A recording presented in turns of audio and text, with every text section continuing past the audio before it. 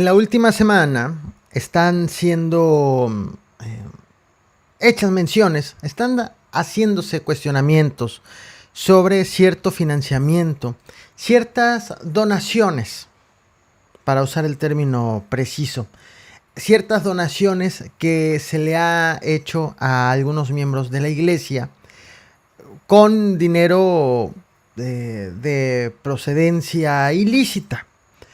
Son dos señalamientos que se encuentran estos señalamientos en distintos niveles de comprobación. Uno está en un grado de rumor y el otro ya se encuentra denunciado ante una fiscalía y existe una investigación por ello. Es importante aclarar antes de continuar que están, por muy avanzado que se está todavía como una acusación, como parte de una investigación. No es un hecho que exista el financiamiento irregular, ilegal, hacia la iglesia, o con dinero irregular, mejor dicho, hacia la iglesia, sino se está señalando, se está investigando. En específico, como lo pueden notar con el título de este video, estamos hablando de presuntas donaciones hechas por parte de El Marro, el líder del cártel Santa Rosa de Lima, detenido actualmente, y de César Duarte, quien fue gobernador de Chihuahua, también detenido. Comienzo por el tema que está en un nivel rumor, en un nivel de señalamientos periodísticos y por parte también de un especialista en temas religiosos, que es las presuntas donaciones por parte de quien se encuentra detenido, el líder del cártel Santa Rosa de Lima, por parte de El Marro. Este señalamiento ha tomado relevancia a partir de una publicación de un artículo escrito por un especialista en temas religiosos de bastante prestigio, Helio Masferrer Can. Ha publicado un artículo titulado Las iglesias y los dineros. Este artículo lo publicó el pasado 11 de agosto en la revista especializada Sociopolítica Religiosa. Un artículo que bien merece mucho la pena revisar. No lo vamos a leer todo, pero sí algunas partes. Bien merece mucho la pena revisar porque hace una serie de cuestionamientos de el prestigio o el desprestigio por parte de la iglesia misma por el hecho de haber recibido en ocasiones anteriores cierto financiamiento irregular. Vaya, esos cuestionamientos que han versado en contra de la iglesia y que tanto daño le han hecho. En todo ello, por ejemplo, empiezo con este primer párrafo, la opinión pública mexicana ha ido tomando conciencia de la transferencia de recursos a las iglesias, particularmente la Iglesia Católica, Apostólica y Romana. En el caso mexicano están prohibido el financiamiento público, las iglesias e incluso las donaciones que se hagan a las mismas no se pueden deducir de impuestos. Y parte de ello, en este mismo artículo, hace un señalamiento que llama bastante la atención. Aquí es en donde aparece la mención de El Marro. Más grave aún es el financiamiento del crimen organizado. En el contexto de la detención del líder del cártel Santa Rosa de Lima, apodado El Marro, en el estado de Guanajuato, el prestigiado periódico mexicano El Universal nos informó que hay preocupación de que el criminal tuviera vínculos con sacerdotes y religiosos de Guanajuato. La angustia no es solo porque los religiosos ofrecieran celebraciones en honor del líder del cártel Santa Rosa de Lima, sino que hubiera dado donaciones exorbitantes de recursos. Hasta aquí cierra la cita textual. Hasta aquí ya deja de hablar del diario El Universal, que ahorita vamos a ver a qué artículo está haciendo alusión. Pero continúa este especialista, en donde pues recuerda cómo las asociaciones religiosas en general deben de identificar a los que donen más de $11,000 e informar al SAT de estas donaciones para que se cumpla con la ley antilavado de dinero, para asegurarse de que ese dinero no está pretendiendo ser lavado. Llama mucho la atención. Están obligados a informar cuando reciban más o a partir de $11,000 de donación. Es bastante, aproximadamente 240,000 pesos. Si recibieran 230,000 pesos, 220,000 pesos, 200,000 pesos, pues no necesariamente cabría esta obligación. Bueno, así es como lo ha destacado este especialista, que es a partir de los $11,000, justo para detectar si es que hay lavado de dinero. Y pues viene justo esa serie de preguntas que plantea en su texto de quién será capaz de señalar, de descubrir, de separar a los corruptos y el involucramiento del crimen organizado en este tipo de acciones. En varias polémicas en las que se ha estado envuelto justo la iglesia. Y pregunta, ¿solo la iglesia católica está involucrada en estos delitos? ¿O también habrá otro tipo de otras asociaciones religiosas que hayan resultado beneficiadas con este tipo de acciones? El artículo que cita el autor, perdón, quiero mostrarles justo el artículo del cual ha hecho mención, que es del diario El Universal. Se trata de una columna llamada Bajo Reserva. Los diarios de circulación nacional, la gran mayoría de ellos, tienen una columna que es hecha por los reporteros. Los reporteros que andan tras la nota y que se enteran de alguna información, de ciertos datos, que en lugar de hacerlo artículo informativo, o puede que sí lo hagan artículo informativo, también lo plasman en una columna. Y es una columna que tiene un tono ácido, quizás un poco burlón, de crítica, y que tiene un tono de trascendido, sin necesariamente ser un trascendido, sino ser información completamente confirmada. Queda a criterio de cada diario qué tan confirmada tiene la información de esa columna. Ahí es como un termómetro, aunque mantienen una característica muy similar en el tono. Algunos publican en efecto trascendidos. Se dice que, no me consta, algunos otros publican hechos comprobados, pero en un tono de trascendido. Lo aclaro justo porque, pues, será el mismo diario que tendrá que explicar si esto es un trascendido o esto es algo verdaderamente o completamente confirmado en un tono de trascendido. Veamos esta publicación que data del 5 de agosto, hace ya unas semanas. Es el primer párrafo, se le suele llamar tip. Nos cuentan que la detención de José Antonio Yepes El Marro prendió alertas en la Iglesia Católica, pues en la conferencia del Episcopado Mexicano hay preocupación de que el criminal tuviera vínculos con sacerdotes y religiosos de Guanajuato. La angustia no solo es porque los religiosos ofrecieran celebraciones en honor del líder del cártel de Santa Rosa de Lima, sino que hubiera dado donaciones exorbitantes de recursos. Nos dicen que en caso de que se pruebe alguna situación de este tipo, la conferencia del Episcopado Mexicano que preside el arzobispo de la Arquidiócesis de Monterrey, Rogelio Cabrera, brindará todas las facilidades para que se realicen las investigaciones pertinentes.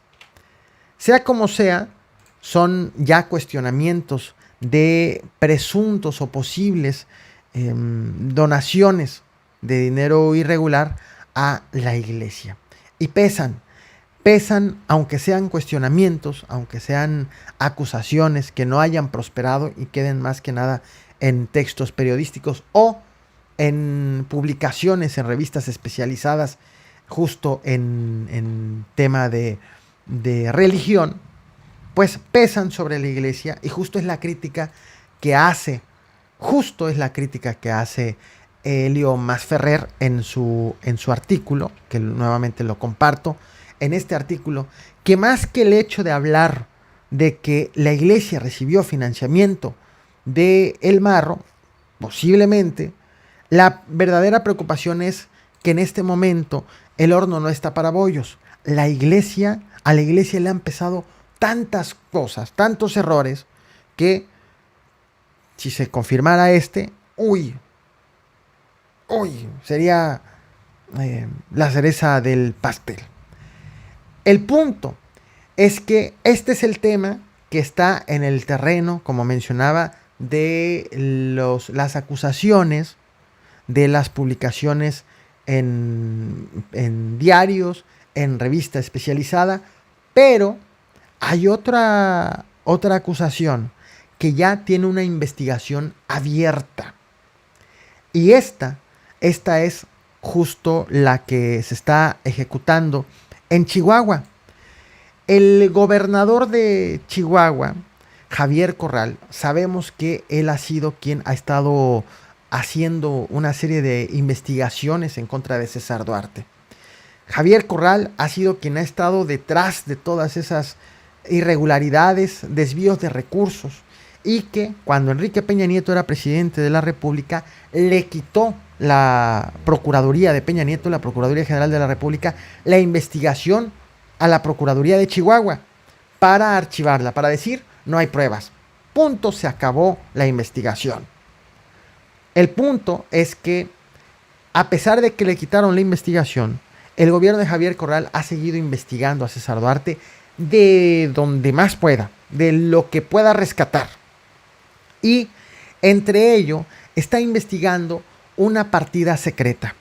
Una partida secreta en donde se fueron servidos, partida secreta de César Duarte, ex gobernador de Chihuahua, antecesor del gobernador actual Javier Corral, una partida secreta de César Duarte para servir con la cuchara grande a varios políticos y, según las investigaciones en curso, con denuncia ante la Fiscalía de Chihuahua, sirvieron también para apoyar, para dar donativos a sacerdotes. Esto quiero compartirles justo parte de lo que dijo Javier Corral hace un mes aproximadamente, el 14 de julio, bueno, no, un mes exactamente, el 14 de julio de este año, en donde habla justo de esa partida secreta. Escuchemos lo que dijo Javier Corral. Bueno, todos los casos, incluidos este conocido como la nómina secreta, con la que Duarte fue tejiendo una red de protección de aliados estratégicos en distintos sectores, que operaba mediante la entrega de dinero en efectivo a un cúmulo de actores de la vida política, social, religiosa, empresarial, partidista de Chihuahua, está en manos de la Fiscalía General del Estado, no solo por virtud de la promoción que particulares han hecho de estos asuntos, y que obviamente, teniendo acceso a documentos o a distintos documentos de la anterior administración, presentaron denuncias. También, hay que decirlo, el propio gobierno del estado de Chihuahua presentó sobre este mismo caso diversas denuncias para el seguimiento correspondiente. Este es un tema que la Fiscalía va a desahogar. Este es un asunto que la Fiscalía determinará en sus tiempos, en sus formas y lo que corresponda en cada caso. Ya varios de los implicados en este tema han acudido a la Fiscalía General del Estado, hasta donde tengo entendido ya, a generar su testimonio o su declaración sobre estos casos. De hecho, colaboradores muy cercanos a la alcaldesa, hasta donde tengo entendido, ya han ofrecido un testimonio o una versión de estos asuntos. Hasta allí le dejo. Está hablando de una alcaldesa. Él hace referencia también, como ya escuchamos hace unos momentos, hablaba de sacerdotes, pero también de políticos. Hace alusión a la alcaldesa de Chihuahua, la alcaldesa panista, María Eugenia Campos. Sobre ella también está haciendo, va parte de la investigación, pero va también ya algunos integrantes justo de la iglesia entre estos señalamientos de esta nómina llamada nómina secreta que ya se encuentra siendo investigada por la Fiscalía de Chihuahua. Estos son parte de los señalamientos, de las acusaciones que hay, que han sido tan polémicas, justo el tema de las donaciones que se hacen a las iglesias. Alguien recuérdeme, ¿quién fue el que dijo, qué sacerdote fue el que dijo que el dinero sucio se lavaba, se limpiaba, se purificaba cuando entraba por medio de una donación a la iglesia? Es una declaración de hace ya más de una década, si no es que más de 2 décadas, pero que provocó mucha polémica, que justo ahorita se me acaba de ir el nombre de quien lo mencionó. Y son parte de justo de los señalamientos que hay en este momento, que están allí, la efervescencia en este momento apenas empezando a cobrar fuerza.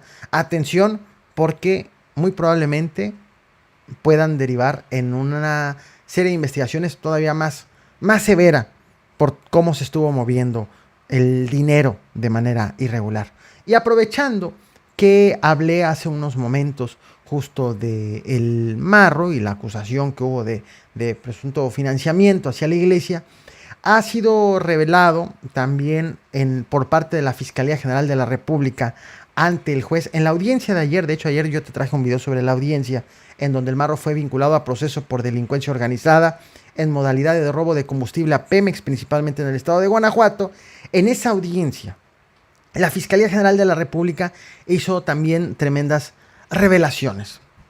Ha dicho, para convencer al juez, para demostrarle al juez de que el marro es posible culpable, ha dicho que él recibió apoyo y protección de policías federales y de agentes municipales de 9 corporaciones en Guanajuato. De hecho, señaló, por ejemplo, en esta audiencia, en la de ayer, que se hizo en el penal del Altiplano, presentaron representantes de la Fiscalía grabaciones de llamadas telefónicas para exhibir justo esta red de protección por parte de elementos municipales y federales hacia el líder del cártel Santa Rosa de Lima.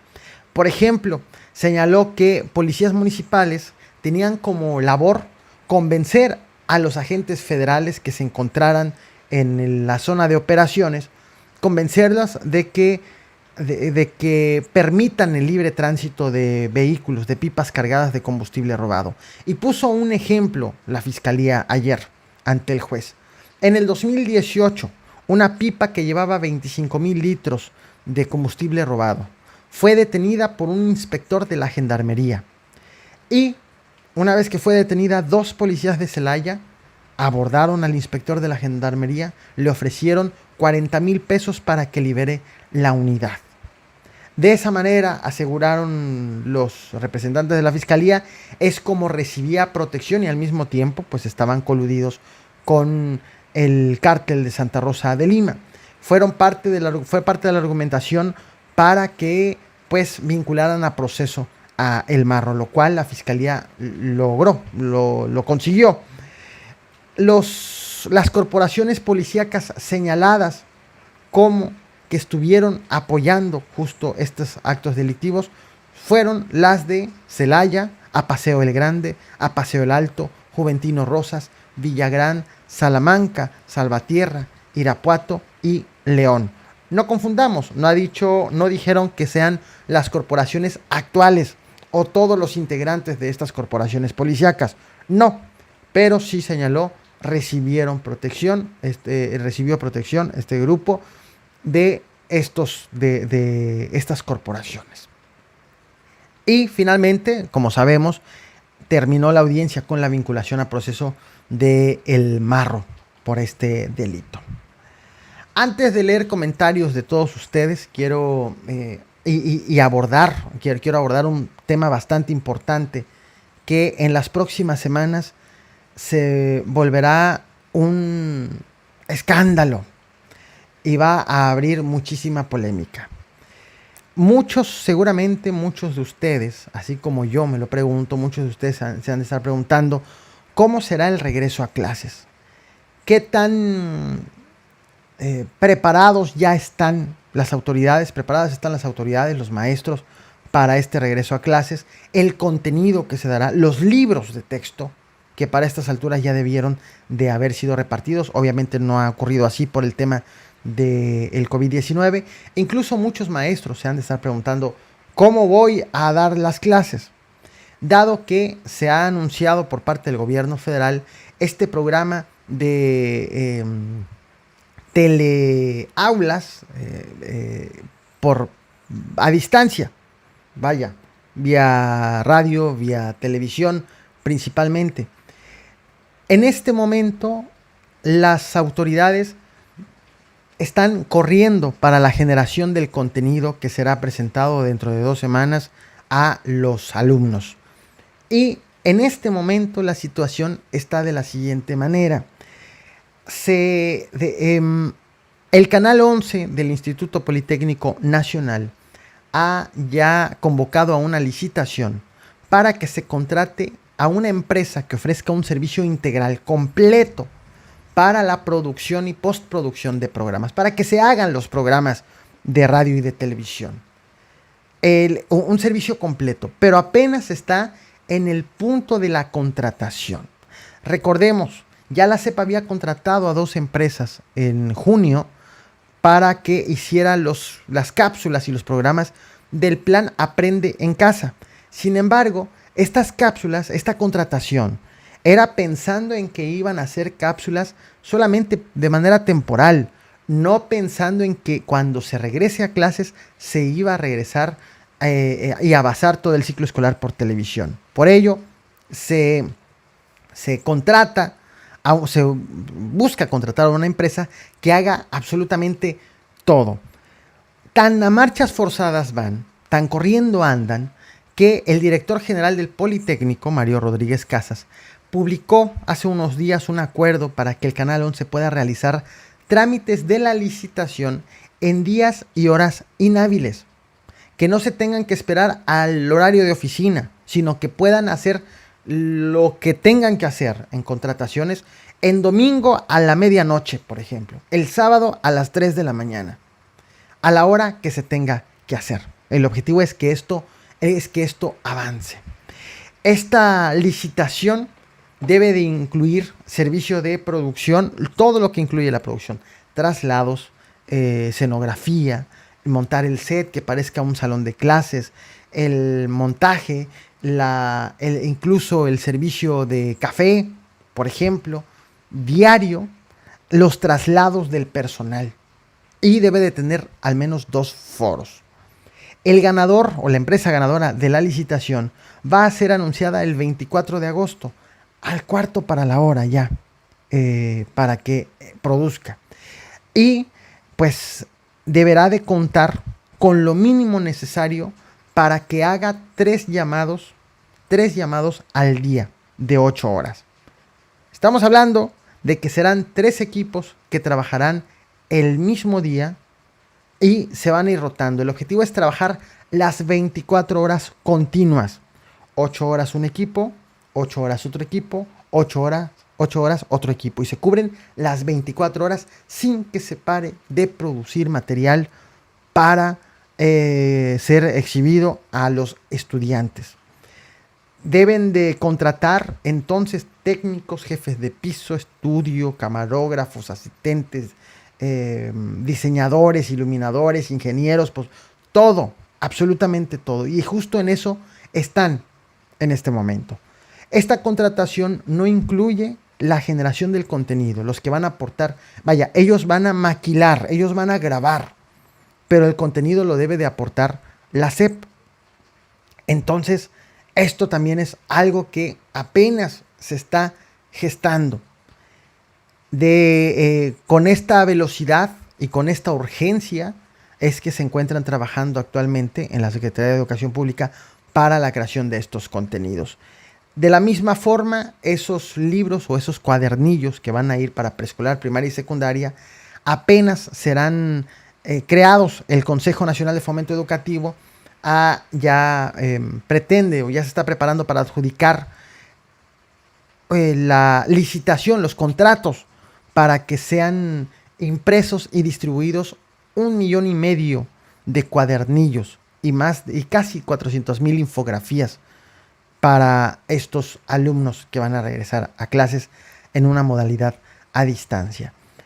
¿Por qué me interesa justo describir esto? Porque será por lo apresurado, por lo difícil de la situación, por las circunstancias, será un tema que va a dar mucho de qué hablar en los próximos días, en las próximas semanas. Prácticamente el programa que vean nuestros hijos en la televisión será un programa salidito del horno, literal. Así estarán trabajando para la generación de, pues prácticamente al menos medio ciclo escolar que se tome a distancia. Algo que no estaba en el presupuesto, que no estaba en los cálculos, algo que, como muchísimas otras cosas, llegaron justo a raíz del COVID-19. De esos cambios que hay que agarrar, como se dice comúnmente, la pelota como viene y pegarle lo más duro que se pueda. A marchas forzadas, y pues estaremos al pendiente y ojalá que todo transcurra y que todo ese material se haga de la mejor manera. Pero tremendo reto el que tienen justo las autoridades para hacer esto. Esto es lo que he preparado para ti en este Caporal Nocturno. Leo los comentarios rápidamente. Tengo que hacer también antes de cualquier otra cosa. Avisos muy importantes. Se viene temporada de lluvias en donde me encuentro y aquí estornuda tantito el Tajín, que es el dios del trueno en donde me encuentro. Estornuda tantito el Tajín y no solo se va el internet, se va la luz. Entonces espero que no se vea afectada la generación de contenido en el canal. Lo bueno es que para eso hay Twitter, Facebook, está el blog. Si no me da, si el internet no da para hacer video, estaré activo en el blog, por ejemplo, para desahogar información relevante. Así que la invitación es que me sigas en todas las redes sociales y en el blog, elcaporal.mx. Muy fácil, elcaporal.mx. El otro aviso, también recuerda los boletines informativos matutinos en la descripción de este video, y es más, en este momento en el chat en vivo te pongo el link por si quieres recibir información, resúmenes informativos todos los días en la mañana en tu correo electrónico. Ya está ahí el link en el chat en vivo, y si no, en la descripción de este video ahí encuentras también el link. Y muchas gracias a todos los miembros de este canal por hacer posible este proyecto y el proyecto que se acerca de el estudio de la maestría. Para quienes están apoyándome justo con el estudio de posgrado en periodismo político, recuerden, tenemos una cita el sábado 8 de la noche en este canal, una transmisión exclusiva con ustedes para hablar justo del proyecto de investigación a 2 años. Así que muchísimas gracias. Y ahora sí, leo comentario de todos ustedes. Dice Lisa, pues es que el virus a todos sorprendió, incluso a países avanzados. Escriben. Carlos, hola, ¿cómo estás? Saludos desde Seattle, saludos. Te equivocas, capo, a los sacerdotes, obispos, cardenales y al papa no les interesa el dinero porque tienen que cumplir un voto de humildad, dice el ingeniero León.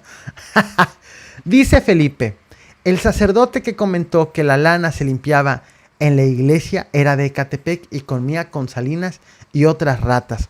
No recuerdo su nombre. Ándale. Si eres el inmortal, dice Erika, no sé. Ups, capo, sin luz debe ser muy feo, Karin. Julio, ánimo, capo de capos. Buenas noches, gracias. Ángel Llévaro, 2. Hola, caporal, buenas noches. Sar, capo, que la CEP pida asesoría al profe Julio. Tuve la oportunidad de conocer al profe Julio, un tipazo. Yo creo que ya hace un año aproximadamente. Sí, ya hace un año. Veré la repetición, dice Erika. Elisa, ay, capo, no tradujiste la carta de Rosario.